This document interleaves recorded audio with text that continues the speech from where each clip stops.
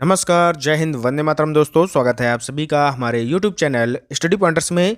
और आज है 24 फरवरी 2023 और केवीएस पीआरटी का जो आपका फर्स्ट शिफ्ट का एग्जाम हुआ है उसके एनालिसिस के साथ हम यहाँ पर आ चुके हैं। तो वीडियो को आप लोग कर दीजिएगा लाइक और शेयर, और चैनल से अगर आप पहली बार जुड़े हैं तो चैनल को सब्सक्राइब कर लीजिएगा, क्योंकि हमारे चैनल पर आपको ऑथेंटिक जानकारी प्रोवाइड कराई जाती है। ठीक है, तो यहाँ पर हम देखने वाले हैं फर्स्ट शिफ्ट में कौन कौन से क्वेश्चन पूछे गए हैं और पेपर का जो लेवल है वो यहाँ पर कैसा देखने को मिला है। तो चलिए वीडियो को शुरू करते हैं। तो सबसे पहले बात करेंगे करंट अफेयर्स की। तो करंट अफेयर्स में यहाँ पर आपको क्या देखने को मिला, स्पोर्ट्स से रिलेटेड यहाँ पर क्वेश्चन काफ़ी देखने को मिल रहे हैं। अवार्ड से क्वेश्चन यहाँ पर आ रहे हैं। गोवा फिल्म फेस्टिवल से यहाँ पर आज एक क्वेश्चन देखने को मिला था।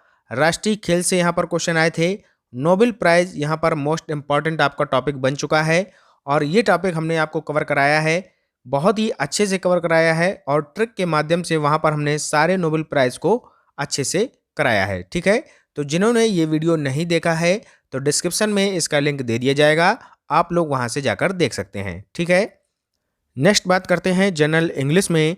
तो यहाँ पर वन वर्ड सब्स्टिट्यूशन से क्वेश्चन देखने को मिला था, सिनोनिम से क्वेश्चन देखने को मिला था, एंटोनिम से क्वेश्चन आया था आपका, स्पेलिंग एरर से यहाँ पर क्वेश्चन आया था, पैसेज आपका डेली पूछा जा रहा है, और टेंस वॉइस नरेशन से क्वेश्चन यहाँ पर देखने को मिला था। तो अगर ओवरऑल बात करें, जो इंग्लिश थी जनरल इंग्लिश, ये बहुत ही सिंपल यानी कि पूछी गई थी। ठीक है, नेक्स्ट आगे चलते हैं, आगे बात करते हैं। यहाँ पर अगला प्रश्न यहाँ पर पूछा गया था राष्ट्रीय शिक्षा नीति से। तो यहाँ पर एनईपी 2020 में किस भाषा तक मातृभाषा में शिक्षा देने की बात कही गई है, तो ये कक्षा 5 तक कही गई है। ठीक है, अगला यहाँ पर क्वेश्चन था कि नई शिक्षा नीति यानी कि जो एनईपी है, नेशनल एजुकेशन पॉलिसी 2020 में शैक्षिक पाठ्यक्रम को किस प्रणाली के आधार पर यहाँ पर विभाजित करने की बात कही गई है, तो ये कही गई है 5+3+3+4 में। कई बार हम आपको ये बता चुके हैं कि ये 5+3+3+4 क्या होता है। तो चलिए आज भी हम आपको यहाँ पर बता देते हैं। तो सबसे पहले हमें यहाँ पर याद रखना है कि 5+3+3+4 का ये कॉन्सेप्ट। तो पहला जो यहाँ पर 5 है, इसको दो भागों में डिवाइड किया गया है, 3 और 2 में। तो 3 क्या है, जो पहले 3 साल होंगे उसमें बच्चा यहाँ पर आंगनवाड़ी में शिक्षा प्राप्त करेगा। ठीक है, उसकी एज रहेगी 3 से 6 वर्ष तक।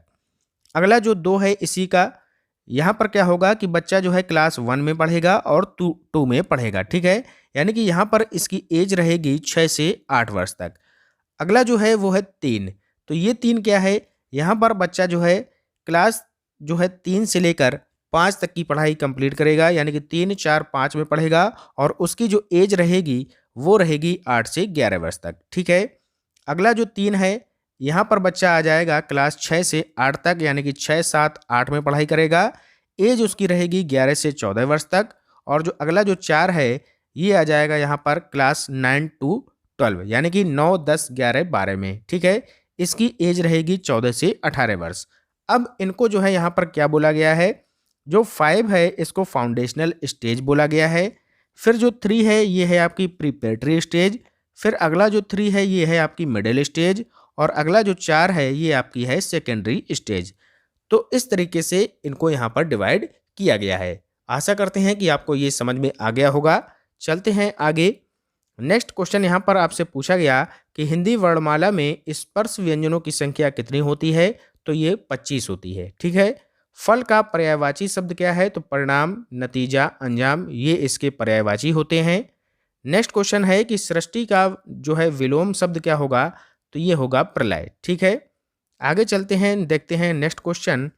अगला प्रश्न यहाँ पर क्या दिया है, अट्टालिका का तद्भव रूप क्या हो जाएगा, तो ये हो जाएगा अटारी। बहुत ही सिंपल क्वेश्चन है।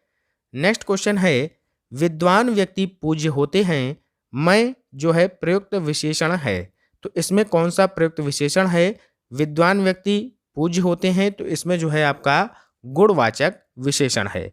विशेषण किसे कहते हैं, चलिए जान लेते हैं। जो शब्द संज्ञा अथवा सर्वनाम की विशेषता बताता है उसे विशेषण कहा जाता है। ठीक है, और विशेषण द्वारा जिसकी विशेषता बताई जाती है वह कहलाता है बच्चों विशेष्य। ठीक है, तो ये दोनों बातें आपको याद रखनी है। नेक्स्ट क्वेश्चन देखते हैं। अगला प्रश्न पूछा गया कि संविधान दिवस कब मनाया जाता है, तो ये जो है 26 नवंबर 1949 को मनाया जाता है। ठीक है, यहाँ से और भी क्वेश्चन बन सकते हैं। जैसे आपसे पूछा जा सकता है कि संविधान सभा के पहले अस्थायी अध्यक्ष कौन थे, तो आपका आंसर होगा डॉक्टर सच्चिदानंद सिन्हा। ठीक है, डॉक्टर सच्चिदानंद सिन्हा जो थे ये संविधान सभा के पहले अस्थायी अध्यक्ष थे। अगर आपसे पूछा जाए कि संविधान सभा के पहले स्थायी अध्यक्ष कौन थे, तब आपका आंसर होगा डॉक्टर राजेंद्र प्रसाद। ठीक है, तो यहाँ पर कंफ्यूज नहीं होना है। अस्थायी पूछा जाए तो डॉक्टर सच्चिदानंद सिन्हा और स्थायी पूछा जाए तो आपका हो जाएगा डॉक्टर राजेंद्र प्रसाद। क्लियर हो गया। और एक क्वेश्चन और बनता है, इंपॉर्टेंट है, उसको भी नोट कर लीजिएगा। प्रारूप समिति के अध्यक्ष कौन थे, तो डॉक्टर भीमराव अंबेडकर। क्लियर हो गया। नेक्स्ट क्वेश्चन है कि पौधों में जल का अधिग्रहण किसके द्वारा होता है, तो जाइलम। जल यानी कि जाइलम, तो जा इसमें भी आ रहा है, ला इसमें भी आ रहा है, तो इस तरीके से आप इसको आसानी से याद कर सकते हैं। नेक्स्ट क्वेश्चन है कि निम्न में से किस मृदा का निर्माण लावा के द्वारा यहाँ पर होता है, तो यह है काली मिट्टी। और कपास की खेती के लिए जो काली मिट्टी है ये सर्वाधिक उपयोगी होती है। ठीक है। नेक्स्ट क्वेश्चन है, निःशुल्क एवं अनिवार्य शिक्षा के अधिकार में किस आयु वर्ग के बच्चों को रखा गया है, तो ये रखा गया है 6 से 14 वर्ष के बच्चों को। ठीक है, केवल निःशुल्क और अनिवार्य यहाँ पर लिखा है। नेक्स्ट यहाँ पर पॉइंट है, निःशुल्क एवं अनिवार्य बाल शिक्षा अधिकार अधिनियम 2009 दिव्यांग बच्चों की निःशुल्क शिक्षा के अधिकारों को सुनिश्चित करता है, तो यहाँ पर हो जाएगा 6 से 18 वर्ष। ये है यहाँ पर सामान्य बालक के लिए। ठीक है, और यहाँ पर है दिव्यांग बालक के लिए। ठीक है, तो ये यहाँ पर अंतर है, यहाँ पर आपको कंफ्यूज नहीं होना है। अगर सामान्य बालकों के लिए पूछा जाए तो एज है 6 से 14 वर्ष, अगर दिव्यांग पूछा जाए तो एज है आपकी 6 से 18 वर्ष। क्लियर हो गया पॉइंट। चलते हैं आगे, नेक्स्ट देखते हैं अगला प्रश्न। अंडू के लिए यहाँ पर शॉर्टकट कीज का उपयोग किया जाता है, तो कौन कौन सी कीज हैं, तो ये है आपकी कंट्रोल जेड। अगर सिलेक्ट ऑल यहाँ पर पूछा जाए तो कंट्रोल ए से हम सिलेक्ट करते हैं। कॉपी करना है तो कंट्रोल सी करेंगे प्रेस, कट करना है तो कंट्रोल एक्स प्रेस करेंगे, और पेस्ट करना है तो कंट्रोल प्लस वी को यहाँ पर हम दबाएंगे। ठीक है। अगला क्वेश्चन है कि www का फुल फॉर्म क्या होता है, तो वर्ल्ड वाइड वेब ये इसका फुल फॉर्म होता है, और इसका आविष्कार जो है टिम बर्नर्स-ली ने 1989 ईस्वी में किया था। क्लियर हो गया। चलते हैं आगे, बात कर लेते हैं रीजनिंग की।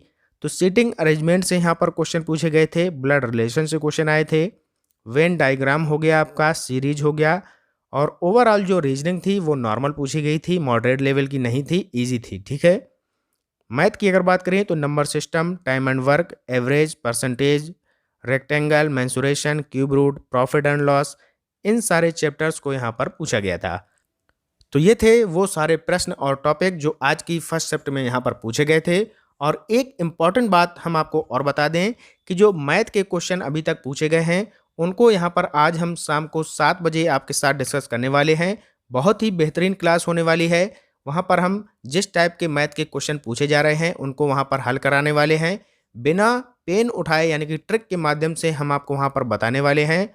और उसी के साथ साथ हम वहाँ पर फार्मूला जो है इंपॉर्टेंट जो मैथ के उनको भी डिस्कस करने वाले हैं। तो वो वीडियो आप लोग देखना ना भूलिएगा। ठीक है, तो मिलते हैं शाम को 7 बजे एक नए वीडियो के साथ। तब तक के लिए पढ़ते रहिए और आगे बढ़ते रहिए। जय हिंद, जय भारत।